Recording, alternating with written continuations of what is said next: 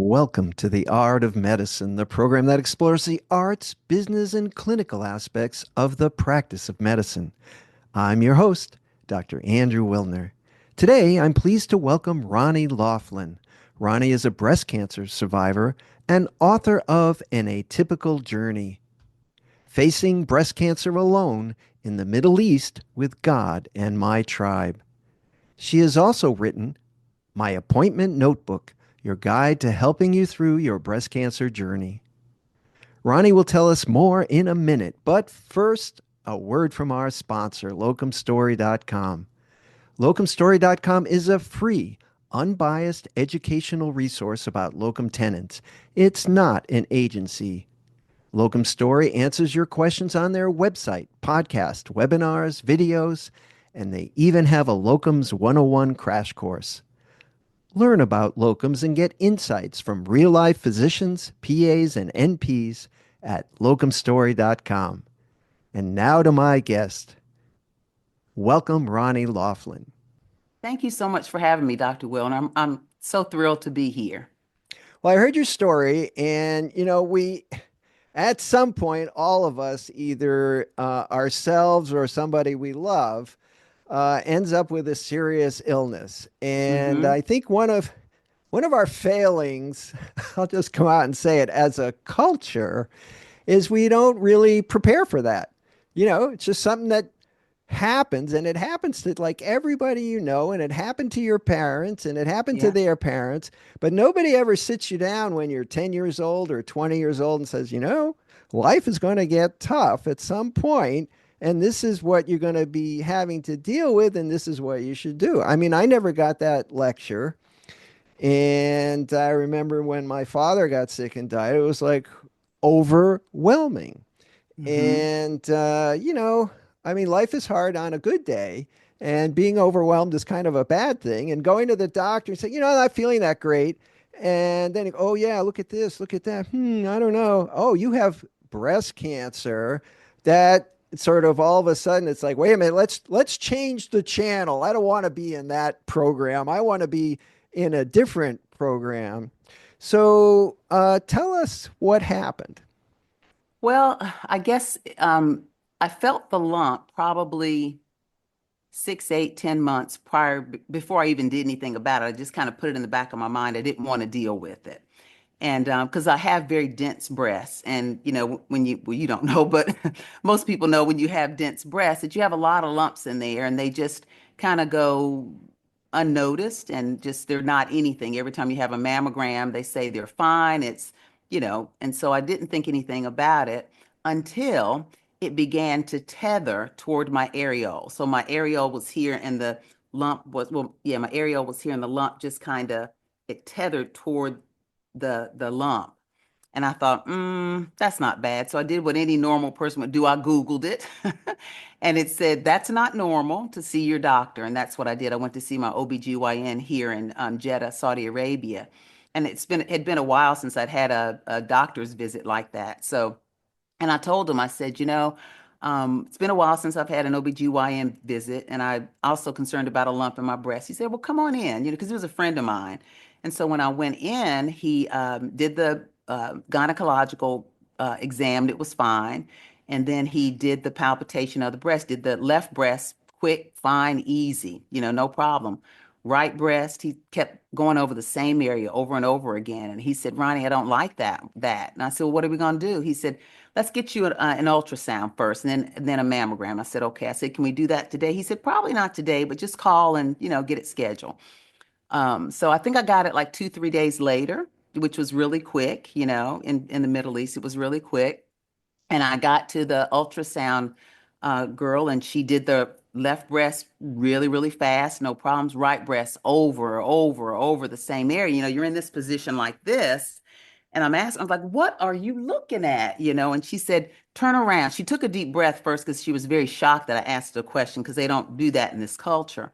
And she said, look at this spot here. And she pointed out a circle, not a circle, but like a little disc that was nice edges and everything. And she said, you see this one? This is pretty typical. This is just a benign cyst. She said, but this one, She said, I'm trying to get a good picture so the doctor can take a look at it. Now, I didn't know that at the time that the ultrasound videos were being shot to the doctor's office. She could see it on her computer. So, yeah, that's the kind of technology they had. So she was actually viewing it ahead of time. Then she'd come in and look at it again. And she said, I'm trying to get a good picture so when the doctor comes in, she's going to repeat it, but I want her to get a good idea. And I said, okay. And so doctor comes in and she's very, very great bedside manner, young Saudi doctor. And she comes in, does the left breast fast, right breast not so fast. And she said, I don't like this one. And I said, what don't you like? She said, I don't like this lump here. She said, I want to do a biopsy. And I said, can you do it today? Can you do it now? She was like, uh, because as a Westerner, you want things, and they're not like that in this culture. She was shocked. She said, well, she said, if you can get approval, you know, we can do it. And it was close to probably closing time. So I think she stayed a little extra. And so I went out in the hall, got on my app, got the approval, came back in the room. She anesthetized me and took the sample. And Dr. Wilner, I don't know what possessed me to ask, but as the sample was in the specimen jar, I said, can I have a picture of that? And she said, it's your body, yeah. And so I took a picture of it and it looked like a hydra. I'm sure you're in neurology. I'm not sure. We've seen cancer cells. Uh, so it looked like a hydra. It was a piece of tissue that had all these little tentacles coming Hmm. from it or whatever. And I just took the picture, didn't think anything about it. And so I asked another question. I said, Doctor, have you ever seen it look like cancer and it not be? And she was stunned. She was stunned. She said, no. And I left the hospital knowing 99.9% of the time I was probably had breast cancer. So I got in my car, didn't cry, didn't do a pity party, anything like that. I just asked God, I said, please allow me to walk in and out of this hospital on my own for all my treatments. Because it was at the height of COVID. We were on very different restrictions than you guys were. We had an app that we had to have on our phone that we had to show whenever we went Hmm. any place. And we were on curfew and lockdowns and certain hours you could go out and that sort of thing. So I kind of knew ahead of time my friends wouldn't be able to drive me to my treatments and everything. I'd probably have to drive myself. So I just asked God to give me that strength, and He did. So that's how it all got started. And, I guess a few days later, I met the breast surgeon and talked with her, and then the oncologist, and then the breast counselor. They have a counselor that you talk with, and then I went to the doctor who put the port in and got it all started and then started my chemo. Let me just stop you there for a second. Hmm. First, remind us where this all happened. This This happened, happened in Jeddah, Saudi Arabia. That's where I'm living and working now. I've been here for about 13 years, 14 years now. And this and happened in 2020. We went on lockdown, I think, in March, and I was diagnosed August 23rd. what do you do over there? I'm a speech language pathologist. I work with children and adults with communication disorders. And should I ask, what are you doing there? Why Jeddah and not New Why York Jeddah? City or, Atlanta? Yeah, it's okay. You can ask. So the first time I came was in the late 90s, and it was to train a cohort of about 20 or 25 Middle Eastern students for speech pathology because they didn't have that profession here. Hmm. And so they wanted to start to grow their own. And they teamed with San Jose State, I think it was San Jose State University, and they would send professors and instructors over every semester to train and teach the students. And one of my colleagues asked if I would come over and help do the clinical training. And I went for 1 year, and it's supposed to have been for 2 years, but I went for one and came back and took my job back at USF, University of South Florida. And then a university opened up that had a speech pathology program, and the same colleague called and asked if I would come over and set up the clinic. And so I came back in 2010 and worked at a university from 2010 to 2014. And then I went to Riyadh, which is in I want to say, I forget the province. I don't know if it's east or west, but anyway, outside of Jeddah, and worked at a hospital for 3 years. And then I came back to work at the university, and now I'm just doing private practice. I'm a private contractor. Okay. Now, in your story, going back to Hmm. the beginning, you found this lump, and I think you did what almost everybody would do. It's like, well, this is probably nothing. And the best possible thing for me to do is ignore it and it'll just go away and I won't have That's to what I was deal with it. hoping. Yeah, And that's what I that was hoping. sounds like a perfectly natural response. Although we at this point we should probably emphasize to anyone listening that if you do find a lump, that waiting is not necessarily the best approach. No. Right? I mean, you can wait a week or two, but not 6 or 9 months, right? Yeah. Not don't wait that long. And then you went and you said like, well, I want this now. And I think it's very hard when you go for a test Mm-hmm. and then you have to wait. It's like I had a lump under my neck, Mm-hmm. and the whole thing drew out for a month Oh, of waiting to wow. see this doctor and then that doctor and then getting the scan and then getting the official read of the scan. Mm-hmm. And it's a really long story. Bottom line, I was fine. It was nothing. And but that waiting is very, very. How did you cope with the waiting? It wasn't a long wait period. Once I got the biopsy, I think the biopsy took 3 days, and my doctor called and told me, what it was, stage 2 intraductal carcinoma, or the early stage, which was good. That was a positive thing. And then it was probably like maybe 3 or 4 days after that that I met my breast, yeah, the breast surgeon. And then another 2 days after that, I met the oncologist and then met the counselor. It just kind of rolled very fast. And I think I had my surgery. Well, my first round of chemo was in August, September, October, I think. My first round of chemo was in, so it was a really quick turnaround, Okay. unlike the US, where you have a long time to wait. And one of my friends who's a YouTuber, Angela Michelle, she said, well, I was doing an interview with her last summer, and she said, Ronnie, if you were in the States, you wouldn't have gotten that ultrasound and biopsy the same day, right? And I was like, oh yeah, that's right. It probably would. Probably would have been 2, 3 months, just waiting to get in. So I was very blessed in having good medical care over here. So, well, not to diminish it in any way, but hmm this is a pretty common story, right? And why a book? What Well, prompted you to write a book about it? I've always wanted to write a book. Way back in the back of my mind, I'm a journaler. I've been journaling for many, many years, and I even journal throughout my cancer journey. So, when I got the diagnosis and pulling together all the information and doing the research and finding out, about my mortality rate. A lot of people don't want to know, but I wanted to know, and finding out what kind of cancer and what caused the cancer. And with my familial history of my mother and my aunt passing away from breast cancer, or my aunt was more lung cancer, I think, but my mom was breast cancer. So, I wanted to know more about it. And I just kept finding out so much information about breast cancer that just wasn't out there. And I wanted to write a book to let people know that, this is how it can be, this is how it can go, and this is how you can get through it. So my sole purpose was to just help people have a safety net that they could go to find information, and so that it wouldn't be such a daunting experience. Right. So the first part of your title of your book Mm-hmm. is Middle East. We've talked about that. Mm-hmm. Um, God and my tribe. So Oh, why don't we so talk important. about that, how that helped?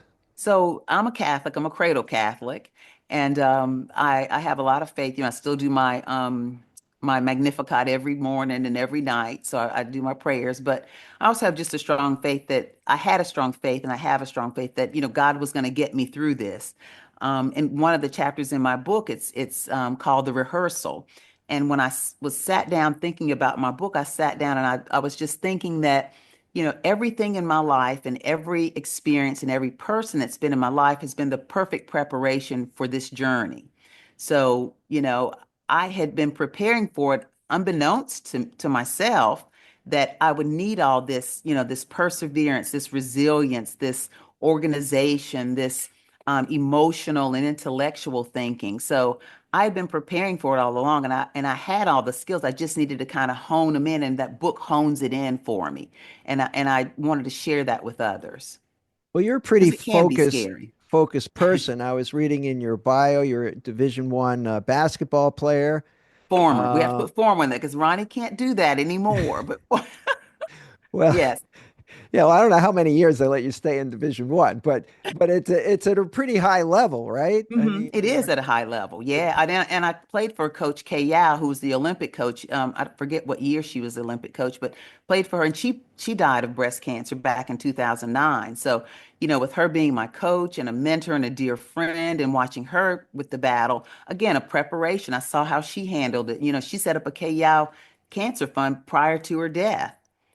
So I had a lot of good mentors. My other mentor who passed away with a series of cancers was Amelia Hudson, one of my professors at LSU for that I had for my master's program. So, I had a lot of people, and my mom and dad, my family members. So all of those people, including God, helped me get through it. My tribe here in Jeddah, my close friends, they were always willing to help me, even though we couldn't see each other. They'd mhm. always call and say, "Do you need something, or can I drop something by?" We were still in the washing groceries stage, early on, and stuff. So it was all very important and very helpful. And the book talks about the importance of having good support, because that's so important in your rehabilitation, that you advocate for yourself and that you have good support. I worked at the hospital through COVID, and I remember one of the sort of awkward and painful and frustrating things is when we had patients who were sick, then they couldn't have visitors. Yeah, it's sad. And so they were alone, and Mhm. sometimes to the point of dying alone, because that Mhm. was just, the way it was. It all kind of evolved over those few years, but it was Right. pretty messy and painful for a lot of people.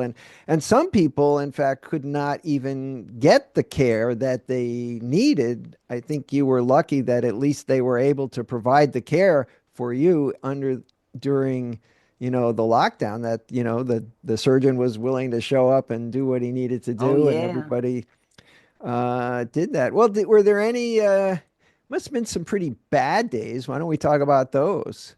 The Yeah. bad days of I tell you, I wouldn't wish the feelings that I had and the experiences that I had with the chemo on my worst enemy.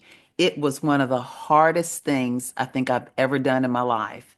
Um, the with when you have chemo, you have your chemo done. Like I had mine done on Thursdays, because that would give me our work week here is Sunday through Thursday, because it's a Muslim country. So Friday's their day of worship. So I had my chemos on Thursday mornings, and I could still do my few clients in the afternoon because I was feeling okay. And then Friday and Saturday would give me time to kind of recoup to get ready for Sunday. But that seventh and eighth and ninth day after the chemo, it's called cancer related fatigue, and it's something that is just worse than just being tired.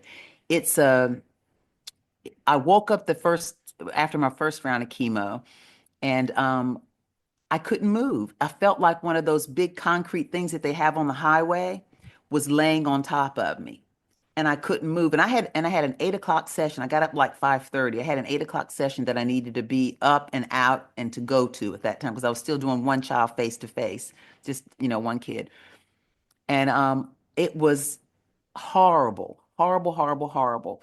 And it has a cumulative effect. So after every round, it gets worse and worse and worse. And after my second round, I told my oncologist, I said, I'm still working. I said, I'm unlike the Saudi women who have a nanny or who have help and that sort of thing. I said, it's just me. I've got to work. And I said, I need to find a solution. He said, well, you can, try uh, vitamin B6, B12. And I did all that. Nothing was helping.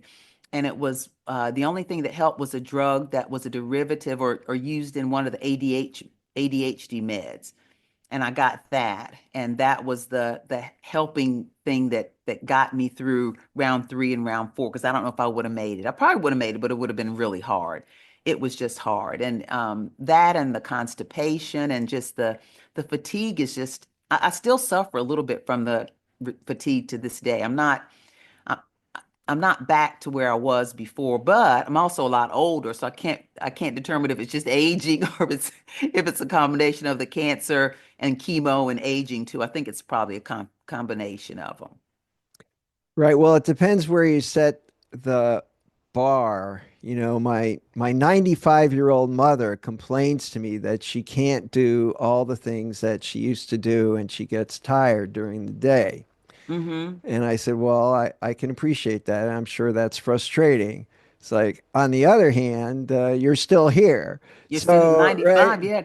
So Yeah, it's like, where's the bar? It's like, well, I'm not as good as I want to be, but I survived breast cancer, or right. I'm, in this case, 95 years old and still walking and talking. So, That's amazing. it's like, where's the bar? Well, did your faith, was it ever challenged? It's like, hey, why me? I was good, you know? Yeah, yeah, And yeah. I never did, Dr. Wilner. I never said why me. I never said, woe is me or anything like that. I just shifted right into intellectual mode. Emotional mode, didn't think about it. Didn't even get emotional about it. Never cried. I just wanted to beat this thing and get through it and make sure that I was here for my family and for my friends. So, um, I learned that from my mentor. She said, Ronnie, there's two ways that you can respond to problems or situations. You can go emotionally and you won't get anything out of it. She said, but you can go intellectually and figure out what you need to do. And that's exactly what I did. I just went down, as a speech language pathologist, you're very regimented in sequences of things. You do this first and that and this. And I just used those skills and tied them all in. And that's how I approached the whole cancer thing. sounds like there was some Division One competitive skills in there too. Oh, Like, yeah. okay, it's me versus you, and I'm not giving up. Oh yeah. Oh yeah. Those days of working out and I worked out almost every day, even during the chemo, because I knew that I had to drive myself. And if I wasn't mobile and agile, I wouldn't be able to do it. So I worked out. It wasn't anything, outrageous, but I still did my stretches. I still did some body weights. I still did a little bit of, weightlifting, that sort of thing, just to keep my body going and to keep moving. And that's what I tell, people in the book is that you just can't get sedentary because your body wants you to, but you Hmm. have to get that mind control and keep moving. Because if you stop, everything's going to seize up. And as I was 62 when I had cancer. So,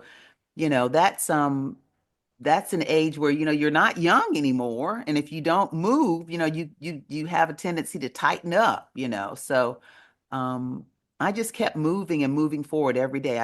I walked and I did my weightlifting, I did my stretching, I stretch at night, still do it, and Yeah, that I'll, was coming from basketball. I'll put a plug in for fitness. I think it becomes even more important. I see a lot of patients in their 60s, 70s, 80s. Hmm. And boy, there's such a huge divergence. I mean, there are 60-year-olds that look like they're 40, and there are Oh yeah. 60-year-olds that look like they're 80. And at that age, it really starts to matter, the Hmm. fitness. So, when you're 30, you're a little more fit or less fit. Nobody really cares. And But the fitness comes easy when you're in your 30s and even 40s. It comes easy, but when women hit that menopausal period and you put on a couple of pounds, it's not easy to get them off. So it's it's interesting. what is the appointment notebook? So the appointment notebook was something that I came up with after the book. And I developed it because I would take a little book with me that had all of my appointment notes in it. I would take notes as I talk with my doctors and, write down dates and results of tests and that sort of thing so I could discuss them with them. If I didn't understand some verbiage or language of a test, I'd ask them about it. So I kept this little book and I always asked questions the night before my follow-up appointments. I always just sat down and just got really quiet and thought, what is it that I need to ask my doctor? And I just write down these questions. So I would take that to each appointment and my whole medical staff, they came to know that I would have questions. And so I thought it would be a good idea and a good way to keep all of a cancer patient's information together with, your chemo treatments, your radiation, your surgery, your contact information, your test results, all of that. So that's where my appointment notebook came in. Well, I'll tell you a little anecdote. I think your bio resonated with me because in 1982, I Uh-huh. wrote a book called The Patient's Companion. Ah. And the purpose of that book was it was a book you could take to the hospital with you, and it would explain what you're going in for gallbladder surgery or heart surgery, whatever it was, and it would kind of give you it was never published. I could not find a publisher who would publish that book. It was way before its time. There was no Mm. internet, there were no FAQs. Mm-hmm. It was, not it was just, gee, what's this? Who would write a book like this? And of course, now there are hundreds of books like that because this is back in 1982. So we're talking 45, more than 45 Mm-hmm. years ago. So am very sympathetic with that concept that it's important. Also, if you have the other part of that book was you need an advocate.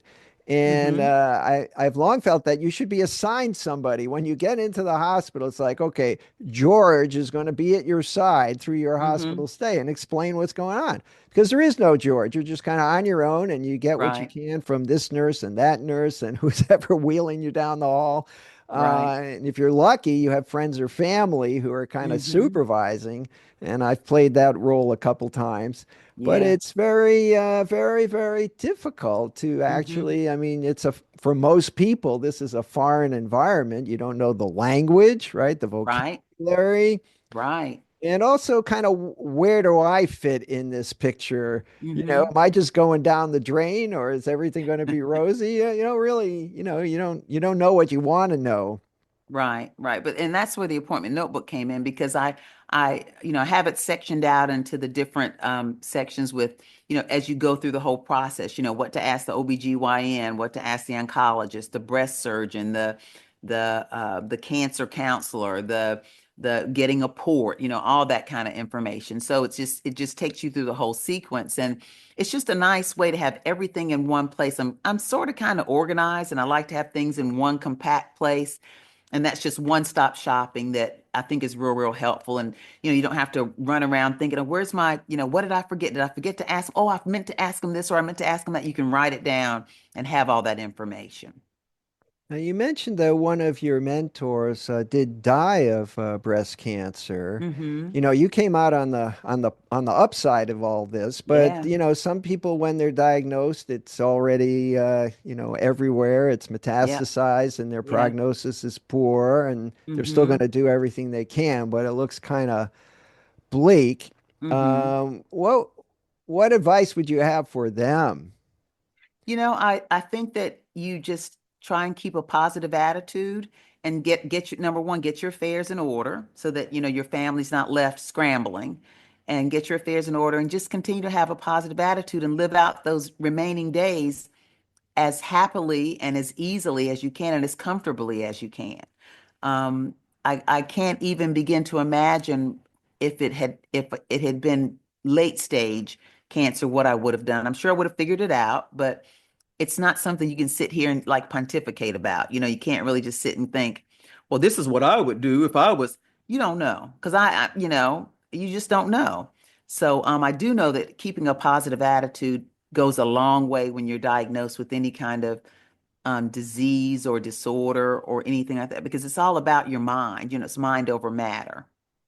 Now, in your particular case, are you free and clear, or do I you am. you don't I have to? am. You're Uh-huh. good. I'm free and clear, and I'm on my kind of cancer was estrogen driven. So I'm on an estrogen suppressor. I'm going to be on that for about 5 years. I'm probably coming up to the end of that. And I also have to take calcium supplements and then omega-3.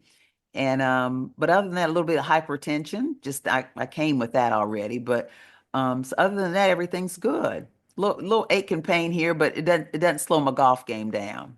Now, if people want to contact you or find your book, where should they go? They can go to Amazon and find it and just look up Atypical Journey or the My Appointment Notebook. And you can also find it on my website at ronnielaughlin.com. I'm on Instagram, Ronnie Laughlin, and also Facebook. I think it's vronnielaughlin.com author. So those are the places. Well, Ronnie, I think this has been a very interesting and helpful discussion. Is there anything you'd like to add before we wrap up? I want to just say thanks so much for having the opportunity. I want people to go out and buy the book and let me know what they think about it and try the appointment notebook and let me know, give me some feedback on, does it work? Does it not work? Do I need to tweak it? What would you do differently or and that sort of thing. But just keep moving forward if you have a diagnosis of any kind of cancer or anything that's a setback. Just keep moving forward and keep a positive attitude. Great advice. Ronnie Thanks. Laughlin, thanks for joining me on The Art of Medicine. Thank you for having me, Dr. Wilner. And now, a final thanks to our sponsor, locumstory.com. Locumstory.com is a free, unbiased educational resource about locum tenens. It's not an agency. Locum Story exists to answer your questions about the how-tos of locums on their website, podcast, webinars, and videos. They even have a Locums 101 crash course. At locumstory.com, you can discover if locum tenens make sense for you and your career goals. What makes locumstory.com unique is that it's a peer-to-peer platform with real physicians sharing their experiences and stories, both the good and bad, about working locum tenens, hence the name Locum Story. Locumstory.com is a self-service tool that you can explore at your own pace with no pressure or obligation. It's completely free. Thanks again to locumstory.com for sponsoring this episode of The Art of Medicine. I'm Dr. Andrew Wilner. See you next time.